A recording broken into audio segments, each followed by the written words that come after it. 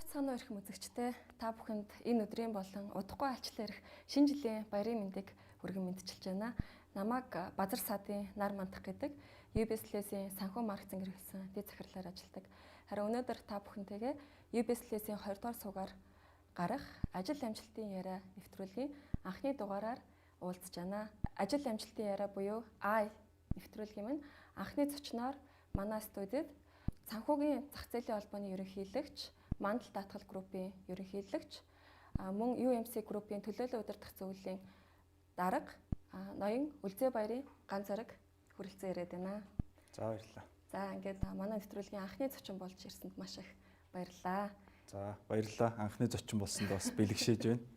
Амжилт хүсье. Нэвтрүүлгийнхаа нэр болон одоо ямар зорилготой нэвтрүүлэг юм бэ гэдэг бас тайлбарлах хэрэгтэй болов. Энэ тайлбар хэлхийн өмнө бас нэг бяцхан түүх яриа гэж бодож байна л да. Хамгийн одоо анх их сургуулаа дөнгөж төгсөөд одоо бид нар яг оюутныхаа сүүлийн шалгалтыг өгдөг штэ гос гэж нэрлэдэг. Тэрийг өгчөд манай ангийнх нэг хуушрын ганцанд бөөнөр ороод тэмдэглээ яжсэн. Тэгээ тэрэн дээр яг хамгийн анх UBS-ийн захирал Балхачаа орж ирсэн. Манай сургуулийн нэг багштай нар мандах гэж байна уу? Байна гэж би тэр үедээ тэгсэн. Тэгээ тэрнээс хойш захирал дандаа тэрийг ярихдаа хиншүүн дотроос нэг жаах охин байна гэж тэгсэн гэдэг байхгүй. Тэгээ телевизэхэд ингээл бүр нэг л холын ингээд ертөнц ойртоод ирсэн юм шиг. Надаа тийг санагдчихсан байхгүй. Тэгэл их гой санагдал бараг л мэржлэрээ ажиллахаас илүүтэй ингээл нэвтрүүлэгт хиймэрч юм шиг. Тэгэхээр дотор бас нэг тийм уран бүтээлийн тийм бяцхан очиж юм уу тийм нэг хүсэл мөрөөдөл байсан юм шиг. Тэгэж анх ингээд бас 10 хэдэн жилийн өмнө орсон. New business-тэйгээ бас өөрийнхөө амьдралыг хувьцааг холбосон. Сайхан түүхэн. Тэгэхээр өөрөө санхүүч хүн юм ба шүү дээ, тий? Тий. Монгол Улсын их сургуулийн эдийн засгийн сургуулийг Нябо мэргэжлэр төгссөн. Өөрөө ч бас Нябо мэргэжлийг сонссон. Адилхан мэргэжилтэй. Тий. Энэ түүхийг ярих болсон учраас нэгэл нэг гэсэн тас ингээд миний мөрөөдөл биелж байгаа. Дээрэс нь Балхачаа захирал маань хүнийг дэмждэг, авиацийг нээжлрүүлдэг тий. Нэг тийм их гоё мундаг хүнэлтэй. Тэгээд эдийн засгийн нэвтрүүлэг хийх санал тавьсан. Тэгээд эдийн засгийн яг нэвтрүүлэг гэхээс бас илүүтэй миний хувьд монголчуудтай нэг гоё гэгээлэг нэвтрүүлэг ингээд хийж хүргэж болдгоо юм бах та тий. Нэг хоёр бодол байдаг байхгүй. Нэгдүгээрт нэг одоо бараг явган шог гэдэгтэй алдартай монголчуудын тамийн тогооны үйл хэрэгэд там дээрээсээ монголчуудын тогоонд ийм манагч төр хэрэггүй байдаг. Ягаад гэвэл ингээд дээшээгээ матчихсан нэг нэг татаал унгачдаг тий. Тэгэхээр тийм сэтгэлгээ энэ бол бас нэг том одоо бидний бас нэг харамсалтай шин чанар болцсон юм болов. Тэгэд яагаад хүн өөрчлөгдөж болохгүй гэж ерөөсө хүн бол хөгжиж те өсөж дэвжихийн төлөө явах хэрэгтэй, байнга суралцах хэрэгтэй. Амжилтын түүхийг ярих юмсан. Бид нарт дундаасаа одоо үлгэр жишээ болгох тийм түүхтэй хүмүүс л зөндөө байгаа штэ те.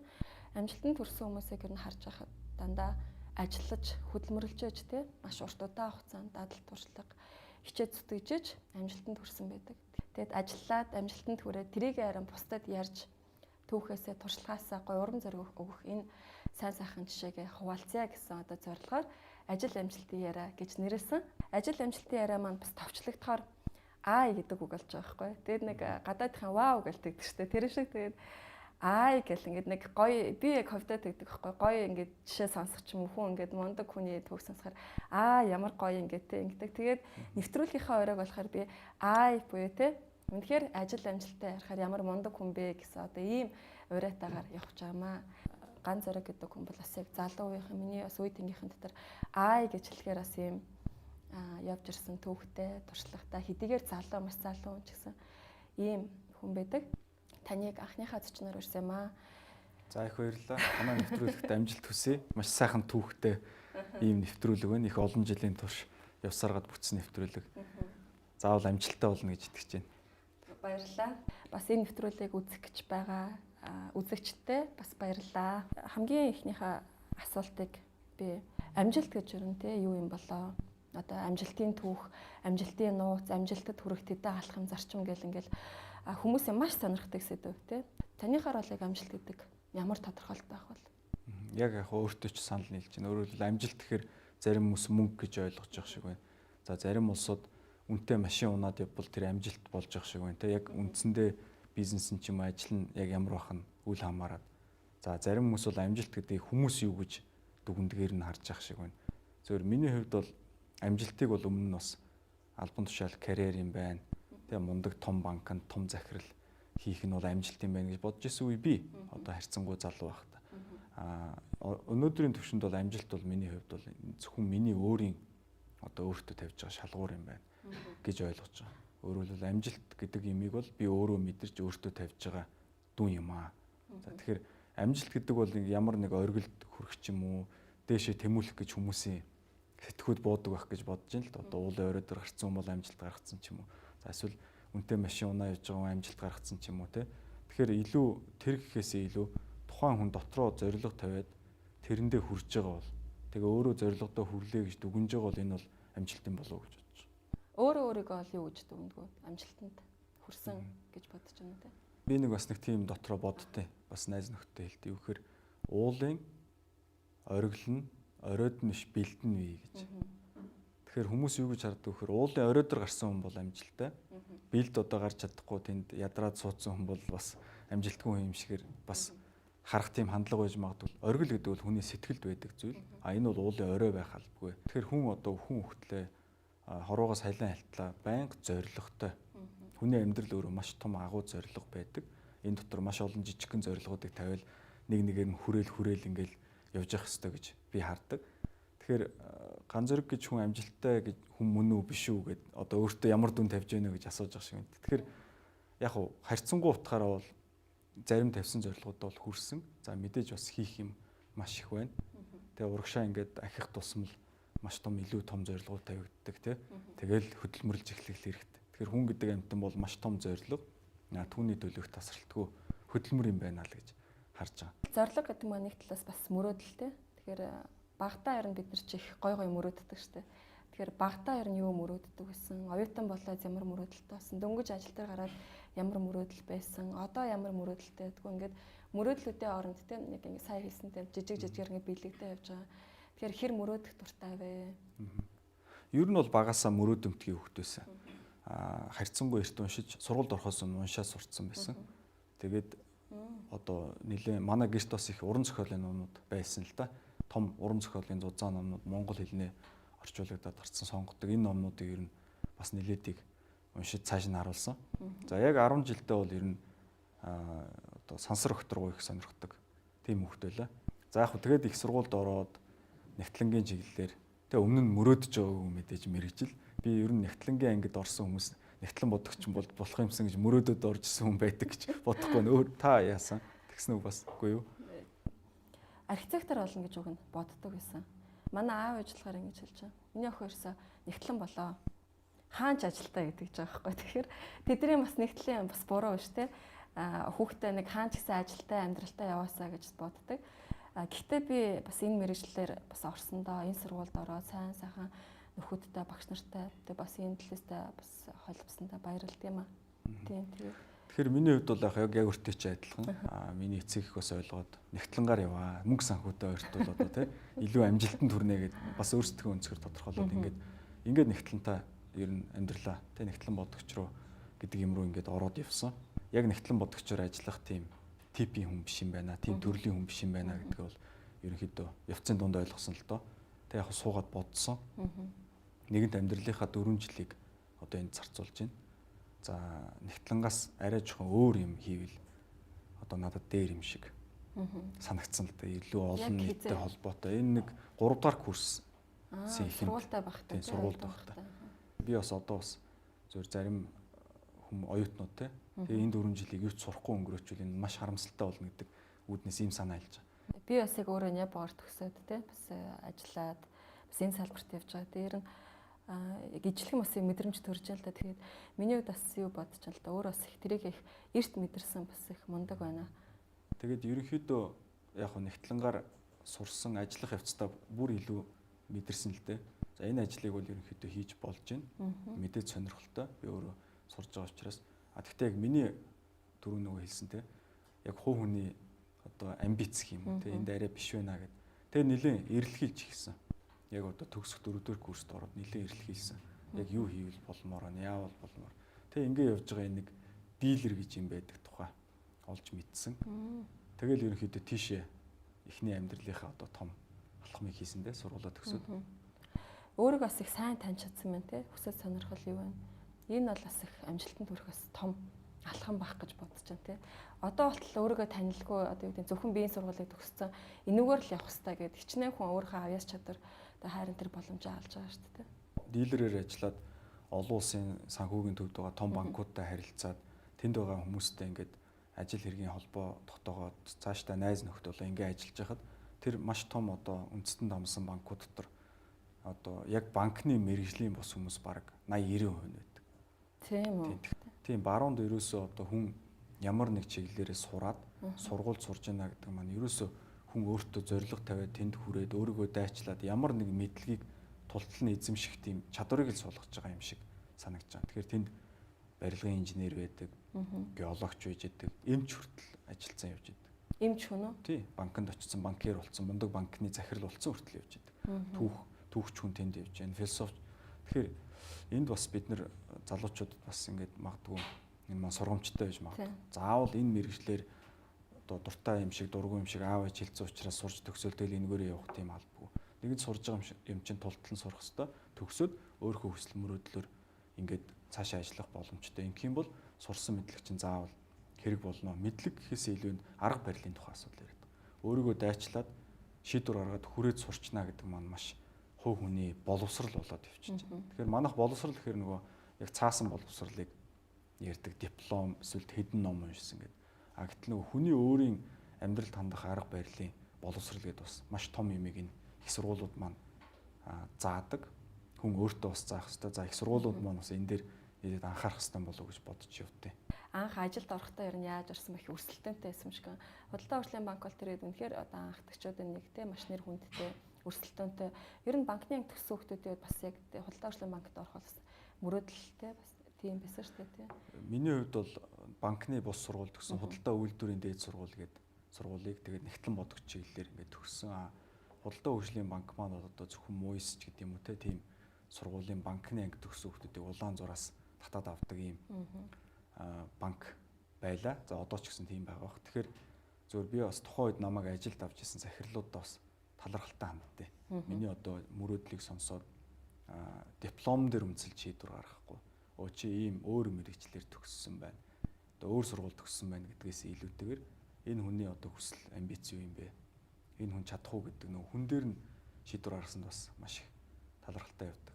Яг ямар захирал байсан? Хин гэдэг захирал байсан тэр?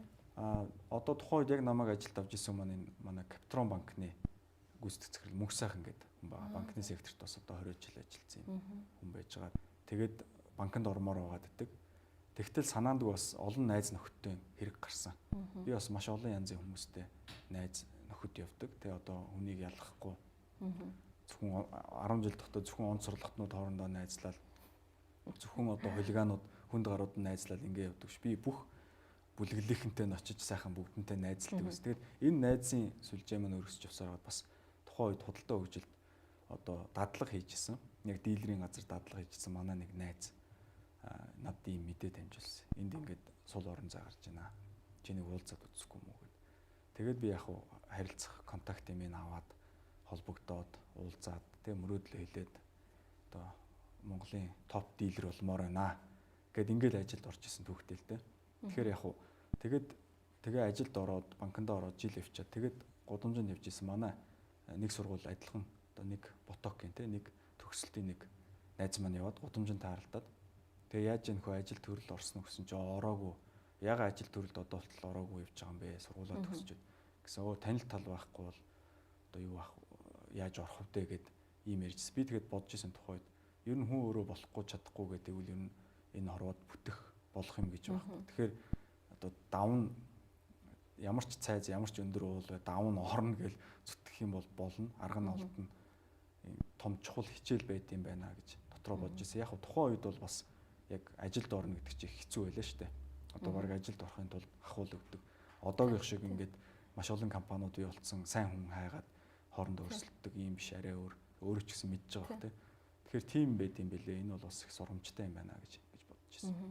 Тэгээд эндээс ажилд ороход бас нэг өөр давуу тал байсан гэж би бас ойлгосон байхгүй.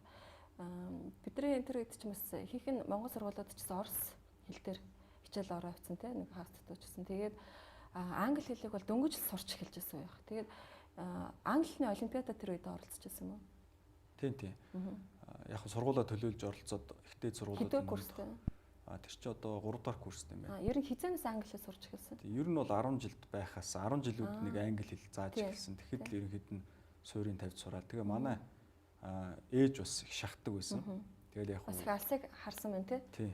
Мань хүн ер нь их алсыг харсан юм шиг байна. Би тэгээд мань хүнд бас их талархалтай.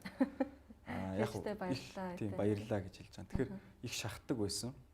Би бол тухайн үед мэдээж 10 жилийн хүртэл залхуурна. Дургуутсан. Гэхдээ яг бас нэг тэр чинь 100% шахалт орж ирэхэд нэг 20% нь сураад яваад байсан. Тэгээ ингэж явсараад ерөнхийдөө англи хэл маань боломжийн төвшөнд ороод ирэхэд нэг тийм Америк ирхэн байсан. Бид нэг 2-7 хоног англи хэл заах тийм боломж гараад. Ингээд тэр мань хүн болохоор надад нэг юм ном бэлгэлсэн. Би одоо сагсан бөмбөг сонирхож тоглодог байлаа их сургуульд их.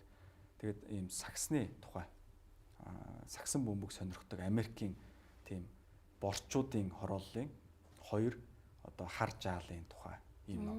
Уран зохиолын ном байсан юм уу тий? Тийм одоо бодит амьдрал дээр сэтгүүлсэн тэгээд жоох уран зохиол руу оролцсон юм ном. Гэхдээ харьцангуй энгийн англи хэлээр бичсэн. Тэгээ энэ маань юу гэхээр ерөнхийдөө аав ээж нь хар тамхи татдаг тэгээд ийм ядуусын хороолд байгаа 2 одоо Америк хөвгүүнтэй хэрхэн сакс гэдэг мөрөөдлөөр жигүүрлж явсараад том их сургуулиудад урилгаар очиод тоглоод ингээд явж байгаа тухай харуулдаг. Тэгээ амьдралын бэрхшээл. Тэгэд энэ ном маань өөрөө миний бас сонирхдаг зүйлээс учраас би бүх үгийг орчуулад уншсан. 2 сарын дотор. Тэг одоо манай энэ залуучууд бас тийм их анзаардаг. Англи хэл нэлээд сурцсан байгааддаг. Ярихээр ярьж чаддгүй, бичихээр бич чаддгүй. Уншихаар бас нэг бүрэн ойлгохгүй байгааддаг. Энийг ерөөсөө яг цэг тавиад шин шатанд гаргаж ирсэн. Энэ номыг уншсанараа. Тэгэхээр бас нөгөө юм үг байдаг шүү дээ. Зөв газараа зөв цагтаа бас байж чадах юм бол тий. Яг нөгөө зөв замаар явдаг гэдэг. Тэр бас яг тэр үеэс тохиосон л байна гэж бодож байна л та. Тэгээд яг саяны тэр ном дээр ярихад бас энэ бас цаанаас их гоё бэлэг болж л тий. Бас хүн болгон яг ингээд санаанд үгээр юм сайх учрал. Тий. Ганцхан ном гэхэд л тий бас ийм их тус юм үзүүлсэн байна. Тэгээд ер нь хүнд нөгөө сурсан эрдэм илүүдэхгүй гэж хэрвээ бас англи хэлгүй байсан бол яг өөрчлөлтөөр бас яг тэр өрсөлдөнд гарч ирч чадах байсан үгүй тий. Тийм байсан байна. Тэгээд бас сонирхолтой түүх байна. Баярлалаа. Тий. Ингээд ном англи хэлний талаар ярьсан дээр ер нь суралцах одоо арга барилын талаар тий. Би бас гайхдаг байхгүй ингээд харахаар за маш олон бизнесийн байгууллагыг за удирдахжсэн тий. Удирдах төвшөнд ажиллаж байсан. Одоо ч гэсэн ингээд олон компанийг удирдах чинь төлөөлөл удирдах зөвлөлт байна. За дээрэс нь нэг хэсэг хөрөнгийн биржийн төлөөлөл удирдах зөвлөлийн гишүүнсэн тий. Санхүүгийн зах зээл холбооны ерөнхийлөгч гээд одоо ингээд яг одоо нэртэй одоо малгайтай явдаг ийм аль биесны тодтолуудаас гадна миний мэдхээр одоо блогмен гэдэг юм уу те Виктор Төвийн Сек коллежийн сургалтанд суужсан. Тэрэн дээр бас хичээл орж исэн. Цаас санхүүгийн зах зээлийн талаар за бас философи сонирхдаг те философийн талаар илтгэл тавьсан гэд ингээд айгүй олон зүйлийг маш олон зүйлийг нэг зэрэг амжуулж яадаг. Тэгэхээр энэ бүхнийг нэг тодорхой тийм суралцах арга барилтай дадалтай байж амжуулдаг байх гэж бодож байгаа хгүй. Тэрнээс юм бас нэг жирийн одоо технологиор ч юм уу те арга барилаар бас ийм олон зүйл бас зэрэг хүрчдэггүй хаа. Тэгэхээр яг суралцах арга барилын нууц юм манай залуучуудаас сонирхох гэж бодож байна л да. Тэгэхээр би зүгээр ер нь мэдлэгийг бол одоо салбар сектор бүрийн мэдлэгийг ийм багна гэж үздэг. Дээшээгээ одоо өндөр багнууд. Тэгэхээр энэ олон багнууд маань маш том дээврийг тулж байна гэсэн. Тэгэхээр ер нь альва нэг мэдлэгийг бариад авбал тэрийгэ дуусгаад орой дээр нь гарч ирэхтэй. Тэгэх юм бол бусад мэдлэгт хүрэхэд амархан бол. Дээврээрээ дамжаад дээгүр нь алхаад явчихна гэсэн. Тэгэхээр ийм юм шиг надад төсөөлөгддөг ер нь бол альва юмыг сурахын тулд зорилгоо тавиад чиглэлээ тодорхойлчод сахилга баттай байх хэрэгтэй. Нэг ч өдөр алгасахгүй өдөр болгон сурах хэрэгтэй. Залуу улсууд гадуур дотор наргиц ингэж явал шөнө 1 2 гэл гэрте орж ирвэл би суугаал 20 үгээ цээжилдэг гэсэн. Тэр нь одоо оюутан байх үед ажил дээр гарсан үед үү? Тэр оюутан байх үед. Оюутан байх үед. Оюутан байх үед. Тэгээд ажил дээр гарах ч гэсэн яг энэ арга технологио хэрэгэлсэн. Дилерийн мэдлэгийг сурна гэдэг яг банкир биш банкар төгсөөг үнд бол бас нэлийн хэцүү. Цуг үеийн найзууд маань цуг банкнд ажилд орсон. Яриад байгаа юм нь ойлгохдохгүй. Тэр нэгтлэн бодохынхоо суурийг ашиглаж хагаад тэрийг бүгдийг яг одоо шатааралд сурсан. Ерөнхийдөө 3 сар бол одоо яг өдөр болгоо 3 цаг суралцдаг байсан. Тэгэхгүй болохоор хүмүүс яадаг юм шиг харагддаг вөхөр зарим хүмүүсийг харахаар нөгөө багнаар дээшээ ингээд авирж байгаад яг дунд нь хүрээд тэгэхээр бас нэг нэлээд өндөрт гарцсан харагдаж шүү дээ. Сэтгэл хандаг. Тэгээ буцаа гулсаа буучдаг. За эсвэл зарим нь болохоор шантардаг. Нэгэн цагаа зарцуулаад энерги зарцуулаад дээшээ авирцсан юм чинь гүрийж дахиад дэшээ авирчих юм бол гарч байна. Тэгэхээр магадгүй одоо та илүү сайн мэдэх байх л та. Одоо ингээд уул руу бид нэр хаяа ингээд 100 ч юм уу 100-аад авирахаар эхлээд айгүй хэцүү байдаг те. Бактериал өөх гээл те. Тэгээ жоохон гүрийгээ явчих тэр бүх юм онгоогоод гар хөл уян хатан болоод цаашаа оройр нь түртэх юмгүй гардаг шүү дээ. Тэгэхээр мэдлэг бол ерөөсөө яг энэ. Одоо миний таньдаг хүмүүс дотор хүртэл байна шүү дээ. Одоо англи хэл сурах юмсан гэд 20 дахь жилдээ яриад явж байгаа. Одоо болтол сураагүй л байгаад идэг те. Тэгэхээр ерөөсөө барьж авал энэ 3 сарын дотор л энийг дуусгах хэрэгтэй. Тэгээд дараагийн юм руугаа орохгүй бол амьдрал дэндүү хайр. Өөрөөр хэлбэл тэр яг багнаар дээшээ авирахад ерөөсөө сахилга бат гэдэг юм хэрэгтэй л гэж. Сахилга бат. Хэрвээ таны үгийг та өөрөө хүндлэхгүй бол хэн ч хүндлэхгүй. Тэгэхээр яг сахилга бат гэхээр бидэрт нэг юм жоохон юу буугаад байдаг шүү дээ. Багаас нэг юм сахилга бат гэдэг үг маань уг нь маш чухал боловч бидний ой танд нэг ингээл одоо шийтгэл маягаар ухамсарт цууцсан байдаг юм санагддаг байхгүй. А гэтэл сахилга бат маань яг саяны яг тайл нь яг өөрөг чаран дээр гарч ирж байгаа шиг юм л те. Өөртөө хүнддэх, өөрөө хүндтгэл гэдэг юм те. Тэрнгээр яг гой хөшөөрөгдөөд яг сахилга баттай байгаа тууштай ажидах юм бол орой дээр нь гарч чадах нэ те. Орой дээр нь гарцсан оноо бол өөр ямар ч багнадыг дээрээс байгуулж болно гэдэг одоо өөрөө чинь арга барил. Өөрөөр хэлбэл сахилга бат гэдэг бол зэвсэг гэсэн үг. Арга барилаасаа нууцаасаа хуваалцсанд бас их баярлалаа. Залуучууд маань сонсож байгаа. Надад тэр блог хөтэлдэг талаар ч юм бас асуумар санагдаад байдаг байхгүй. Их олон сэдвийн талаар бичдэг. Нэг уншихад одоо санхүүгийн зах зээл гэвчдэг. Нэг болоход хүний мораль, эсвэл компани одоо ёс зүй, сортгон, соёл, заримдаа философийн талаар ч гэдэг. Эсвэл соёл, иргэншил, бүр хүний одоо ДНК тий тэр мөрний талаар хүртэл мэдээлэл ингэ бичсэн байдаг. Тэгэхээр энэ бас яг хэлний мэдлэг тусалдаг баг. Дээрээс ч бас олон талын сонирхол бас нөлөөлдөг баг. Явандаа нөгөө уран зохиолын ном уншдаг байсан маань хэрэг болсон. Тэр маань бас зөв ярих, эмх зэгстэй ярих, тэгээд зөв бичих тийм юм ингээд хүн суулгаад өгчдөг юм байл. Тэрнээс нөгөө дөрмийн олон ангиллыг би ерөөсөө ойлгодгоо. Тэрнээс болж 3 авдаг гэсэн. Уран зохиолын хичээлд бол сайн байсан. Яа тэгэхээр нөгөө хичээл дээр үзэж байгаа сэдвүүдийг үзсэн байдаг. За энэ зохиолыг ярихт би гараад ярьчдаг. Ягаад гэвэл өмнө нь уншицсан байдаг байсан учраас сонирхлоо. Бидрийг бас нэвтрхий системчлээд, схемчлэл те тэрнгээр заавал сурах гаддаг тэр аргаар хүн бүхэнд бас тохиромжтой биш байх л та. Одоо барууны сургалтын системийг, дунд сургуулийн системийг харж байхад ерөөсөө хүнийг одоо чөлөөтэй сэтгүүлж задгай сэтгэдэг болгож сургаж явах шиг байгаа. Тэгээд дээрээс нөгөө үнэт зүйлсийг шингээж өгдөг. Одоо хувь хүний одоо үнцэн тэ эх орноо хайрлах сэтгэл, хүмүүст хандах одоо тэр хандлагууд ямар байх ёстой юм, өөртөө тавих шаардлагууд гэдэг хувь хүний нөгөө боловсрал энэ юмн дээр илүү их анхаардаг.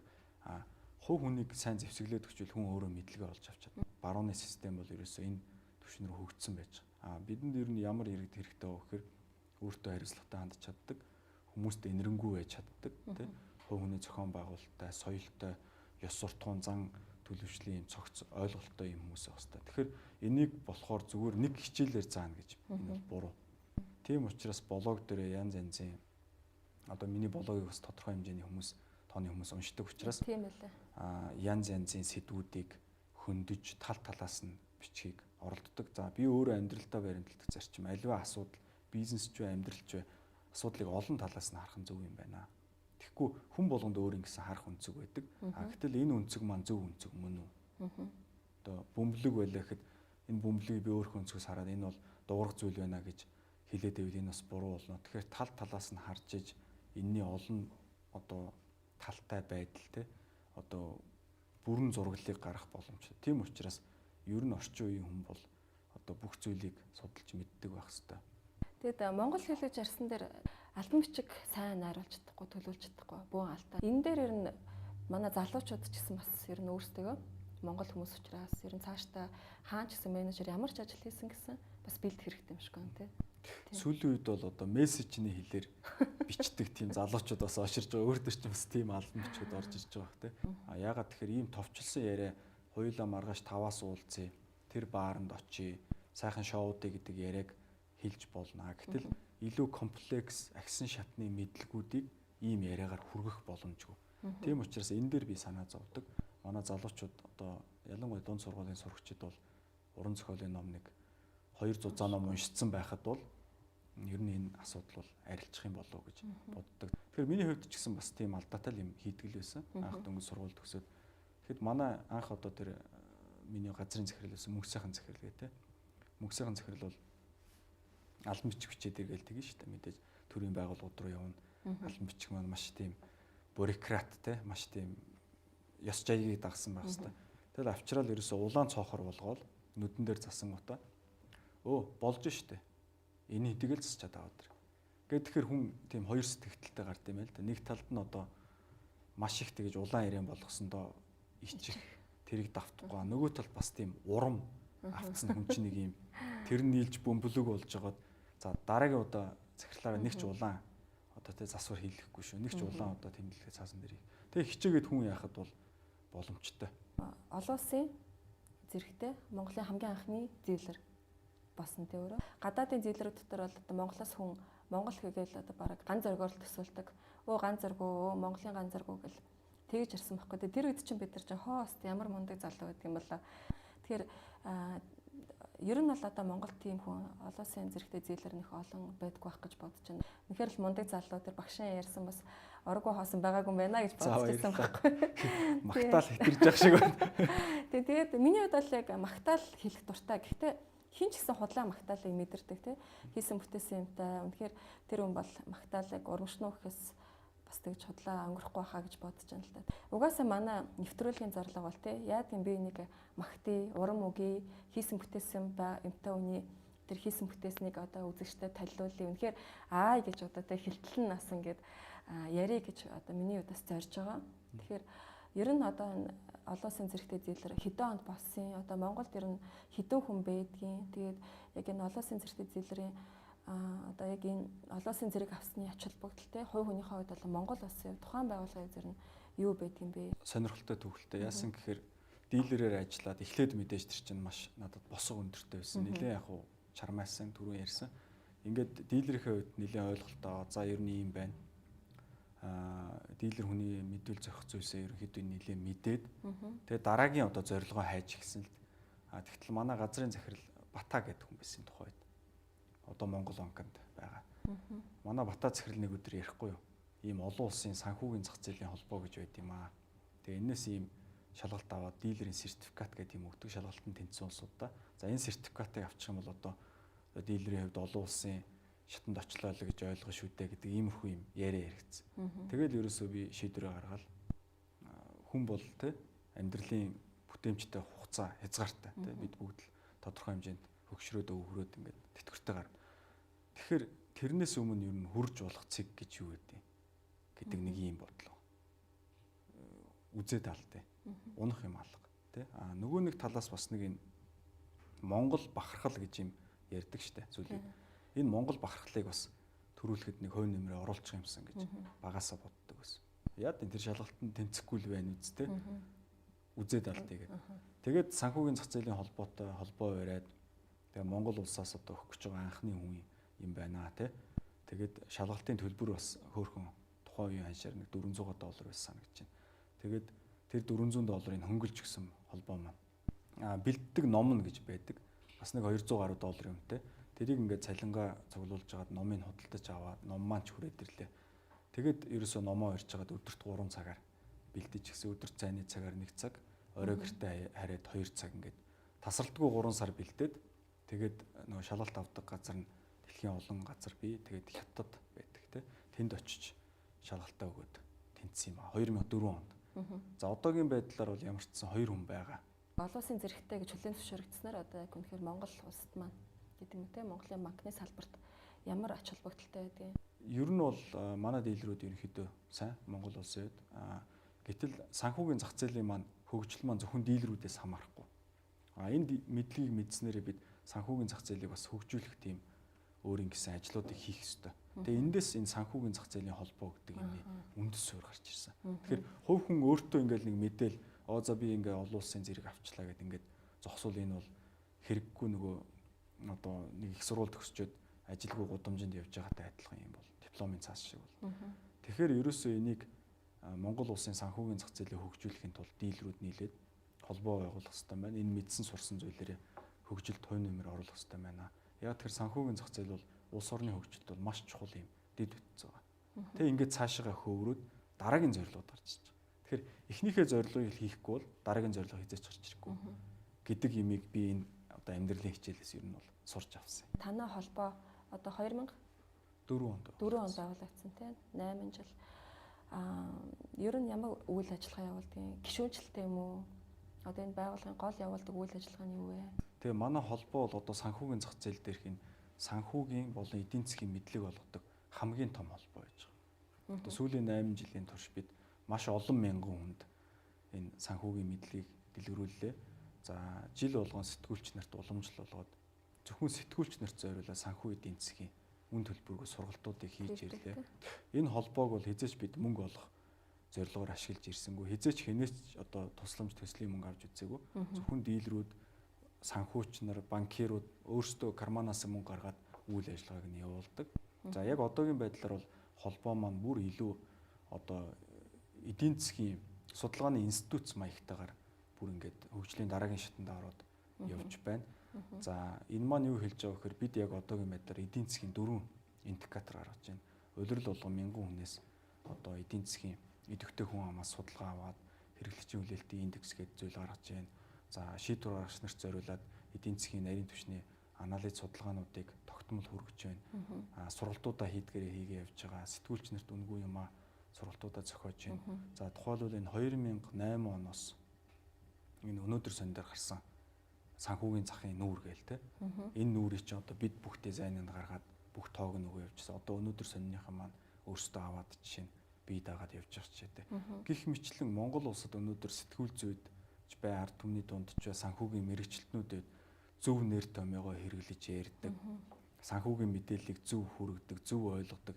Энэ тал дээр бас тодорхой хэмжээнд өөрсдийнхөө үүргийг гүйцэтгэсээр ирсэн. Цаашид ч илүү олон юм том ажлууд хийх төлөвлөгөөтэй явж байгаа. Нэг бас асуулт бүр ингээ асуумар санагдаад байдаг байхгүй хэрвээ таныг те за одоо ичид дээр ч гэдэг юм уу бодчих л та Монгол улсын одоо энэ төрийн өндөрлгүүд те одоо удирдах дэд албан тушаалтны аль ч тушаал дээр нь хамаагүй одоо маргааш гэд 50 гэсэн нэг юм боломж гараад ирэл та. Тэгэх юм бол та яг ямар албан тушаалыг сонгоо те Монгол улсынхаа хөгжил одоо эдийн засгийн те одоо нөхцөл байдлыг мэдж байгаа нэг юуны төрөнд одоо ямар алхам хийх вэ гэдэг юм уу? Ийм бас асуултыг тамир бүр ихнийхээ дугаар дээр заамал тамир санагдаад байна л та тий. За наад чи маш их хүнд асуулт байлаа. Гэхдээ асуулт маань хүнд болооч хариулт нь ингээ. Хэрвээ тийм албан тушаал дээр тавигдвал гээд мэдээж надад бас тийм амбицтай үе байлаа. Одоо салбарт банкны салбарын хүний хувьд миний одоо карьерийн дээдл бол Монгол банкны ерөнхийлөгч болох ч гэдэг юм уу. Ийм зүйлс бодож явсан үе бий. Гэхдээ одоо би илүү арай жоохон өөр төвшөнд асуудлыг харж байгаа. Юу гэхээр ер нь яах гэж албан тушаал авд юм бэ?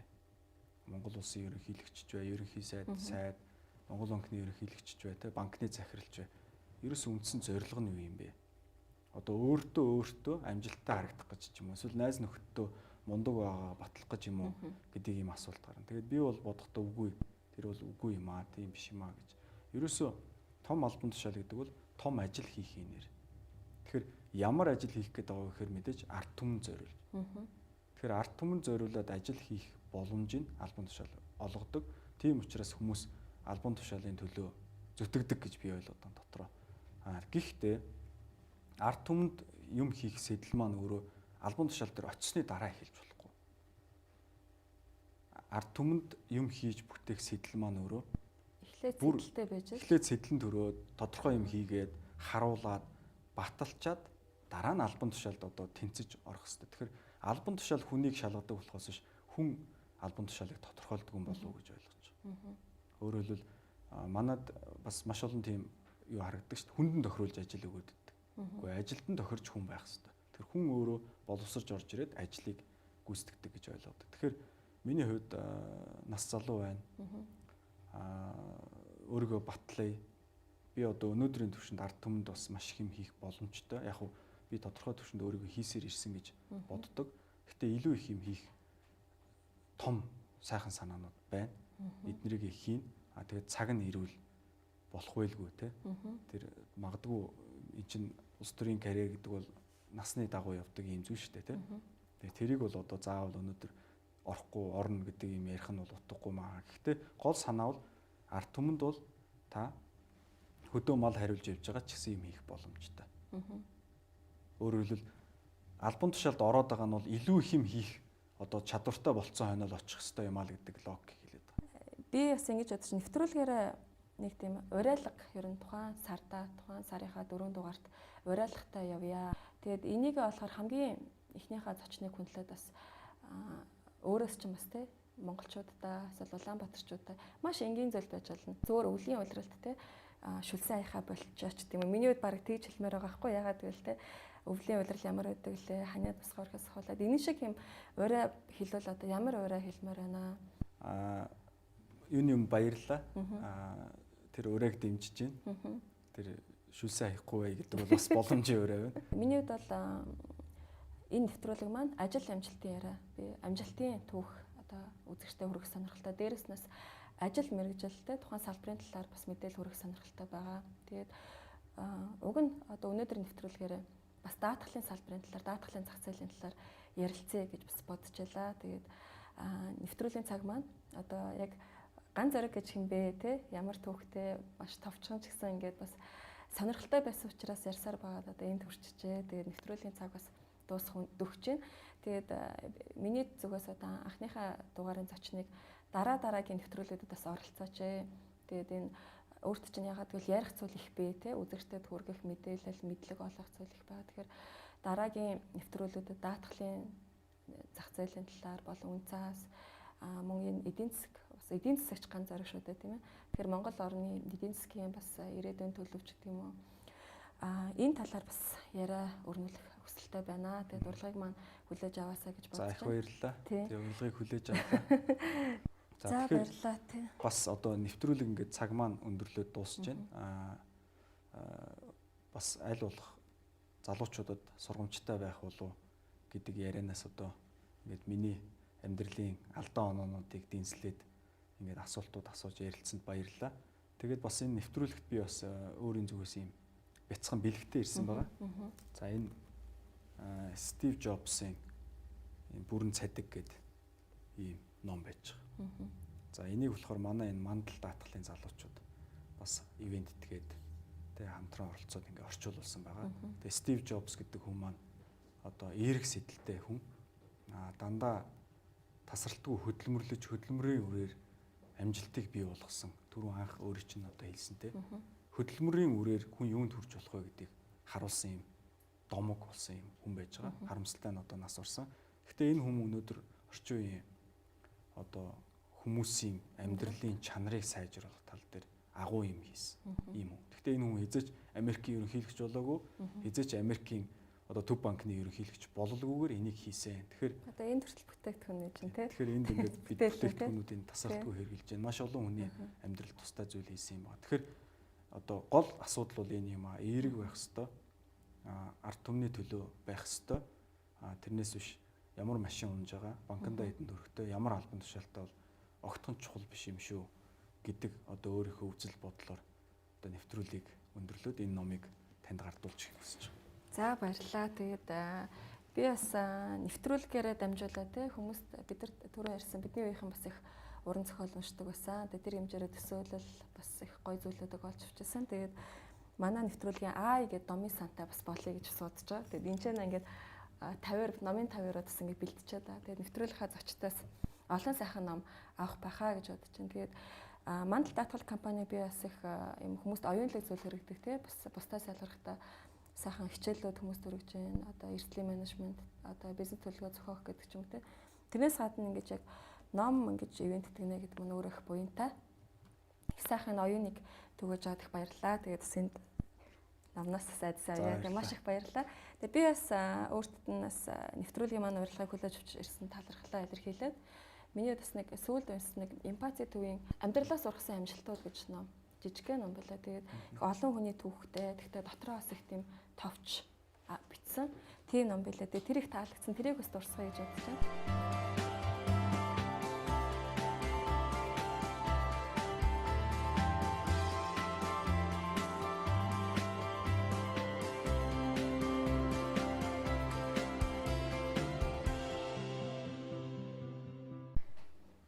За, нэвтрүүлгийн анхны дугаарын зочноор урагдаж ирж нэвтрүүлэгт оролцсонд ганц зэрэгтэй баярлалаа. За баярлалаа. Та бүгдэд амжилт хүсье. Баярлалаа. Амжилт сайн сайхныг хүсье. Тэгэд удахгүй шинэ он маань ирэх гэж байна. Тэгэхээр шинэ оныг хүн догтлолтой, шинэ хүсэл мөрөөдөлтэй өгддөг. Тэгэхээр шинэ он маань бидэнд улам их амжилт, аз жаргал, сайн сайхан мөчүүдийг авчрах болтугай. UBS 2 дугаар цугийн ажил амжилтын яраа нэвтрүүлгийн анхны дугаартаа хамт байсан үзэгч та бүхэндээ баярлалаа. Баяртай.